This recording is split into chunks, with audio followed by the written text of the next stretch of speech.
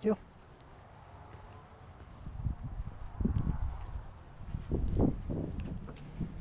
Okay. Right to it. Heel. All right, he's eager to get started, but anyways, this is Mr. Cappuccino. He's about 7 months old, maybe closer to 8 months old now, and he's a hairy dachshund, I believe. Very pretty. He gets a lot of attention. Everyone wants to be his best friend. Problem is, he used to be a big bully to the other dogs in the house. There's another little one like him, and then the other dog in the house is actually that big old Great Dane that was in the other videos recently. Believe it or not, this guy is rude to them and pushes them around, even the big one. Just constantly barking and taking things from them and taking possession of things in the house. Hence the noise you may or may not be able to hear. Sometimes he'll be whining. To be honest, that's been the majority of the work so far, is not so much working on these skills, because the training with Cappuccino has been really easy. He's just taken to all the commands really easily. Especially with working with food, it's not really been an issue, because he's really motivated and he's just really happy overall. But when I went to pick up the dog and I was talking to the lady and I was sending the Great Dane home as well, his owner, he was barking so loud the whole time that me and her could hardly hear each other, which I'm sure some of you can relate to if you have that kind of problem at home. And so this dog, man, he loves to be loud, and he's very persistent in that. But we've gotten him a lot more calm, composed, quick to relax. Very important skills to have, right? So we want to maintain that as consistently as possible. Here he's being patient. He's waiting. Reach down and give him a piece of kibble. Of course, we're training him right now with just his kibble. We're not using treats. And I don't really usually prefer to use treats, because it might invalidate the dog's actual food, right? They might not like their regular food or their regular kibble as much because, I mean, the beef jerky or bacon bits or whatever you're giving them is a lot tastier, and they'll just hold out for that, right? Good job. But we'll get into it. Place. Just want to show where he's at so far. I do feel somewhat comfortable with letting the leash go, because I don't feel I have to use the leash to maintain him staying on the board or holding his position. I've worked on patience with him quite a bit. This is the number one skill that this dog needs. So while what you see is more a demonstration of, basic skills and commands, not all of them are really so basic. But what it instills in the dog is things like respect, patience, understanding, listening to your cues and your commands and actually doing them like willingly. Here. And also following guidance, like this is guidance. So it's important that the dog feels comfortable following my body. You see, if I move this way, the dog will move this way. If I move this way, the dog will move this way. It's very important to have that with your dog so they more naturally follow you along, follow your body language, because obviously you'll be using that quite a bit, sometimes even more than your voice, to direct the dog. Place. There you go. Good job. Wanted to make sure I wasn't stepping on his leash as he was going for a place there. And we're going to do the same kind of stay drill, right? So I'm just going to take a couple steps away. I'm not trying to get away with too much. I'm just trying to get the point across that stay is implied, right? Whenever you're going to get on a place, a target, then you should expect to be there for a while, because this will become a bed or a cot that the dog goes home with, which you would then use to ask him to lay there and relax while you have guests over, or whatever the owner prefers. Good job. Very nice. Here. Yes. And then that's a spin. And we're going to lure him all the way around us as we make a right turn here. I'm keeping my hand at neck level, and I'm not moving it too fast away from his face, and I'm not jamming it up. I'm not shoving it in his face. I'm letting the dog push into my hand. You see there, he's sitting and he's waiting, looking up at me. I absolutely love that. That's freaking awesome. That's literally perfect, exactly what you want. Yes, good job.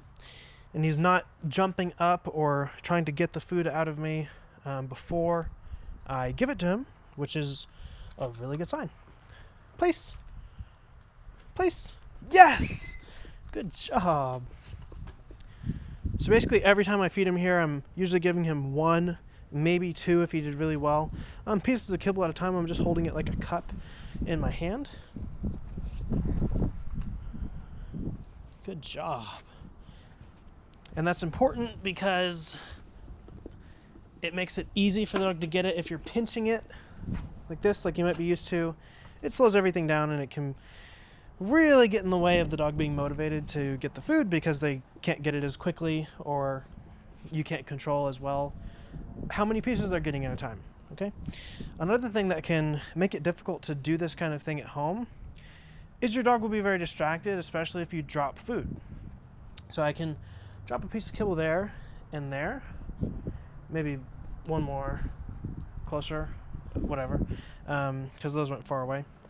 But now I can feed the dog and walk by these other pieces of food and then use my leash to keep him away from it. Place. Good. So if you are going to work with your dog and they are easily distracted, don't be afraid to use the leash. Heel. To redirect them, add guidance. You're steering the dog basically at all times. So you see there, he went towards that food. I just kind of bump or pull in my direction, and as soon as he looks at me, I feed the dog. I want to completely invalidate the food that's on the ground. Don't want him to want it at all. Heel. Place.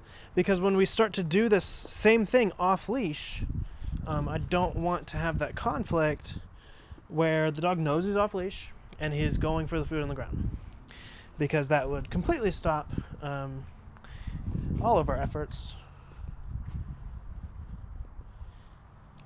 So there he's being a little bit overexcited, a little bit of anticipation of going for these place boards. And so when he goes to run for them, I'm just halting him a little bit with the leash and then doing something else. So now we'll just practice heeling between these two boards. I messed up, and I underestimated his desire for the kibble on the floor, and he got one, but we'll keep doing it. Of course, he's going to try again because he was successful. There you go. Yes.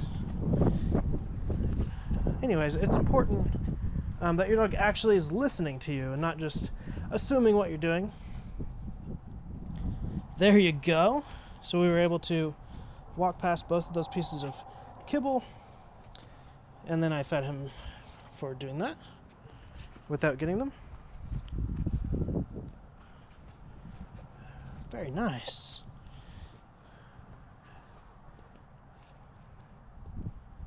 Anyways, this is what you would call place and no place, because right now we're not wanting him to get on the boards, and he just has to be patient and actually follow along and wait for a real cue or command to get on the board.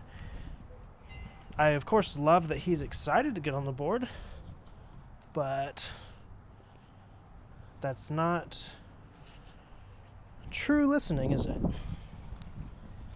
Very nice. So even if in this short minute or two of walking between these boards, You see he's no longer just running to them. He's very patiently walking with us in heel. He's not trying to pull to the food on the ground, even though I did mess up and let him get one. Very nice. So just 15 minutes, maybe after you get home from work or in the morning, of doing this kind of stuff with your dog can be really impactful as long as you are consistent. It will pay off in droves. The difference is I don't necessarily live a normal life. I live my life entirely around the dogs I have in training. So when you send your dog to me, I have the benefit of having this as my sole focus, right? So I can hold them to these commands and standards from morning to night, whereas a normal person would not be able to do that, especially without the know-how of how to do that. And of course, the starting point of when the dog is coming in, they're a lot worse. It's a lot more difficult to get to this point that we're at right now. But if you are able to do something like this with your dog at home, it's highly recommended. I mean, I'm not even having to really stress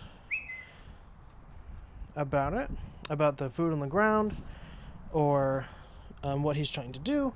And this is a supremely far cry from how the dog used to be. Good job.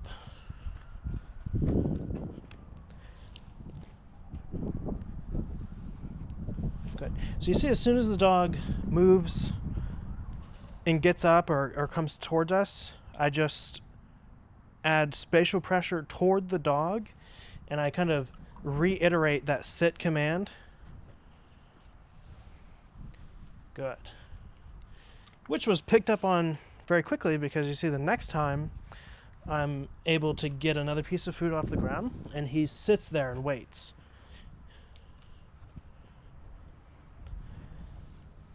Good job. This will translate into being able to be off leash out in the neighborhood or most places, and then ask the dog to sit, and we can walk away and then come back to the dog. But it's really just baby steps up to that point. And of course, there were a lot of baby steps up to this point.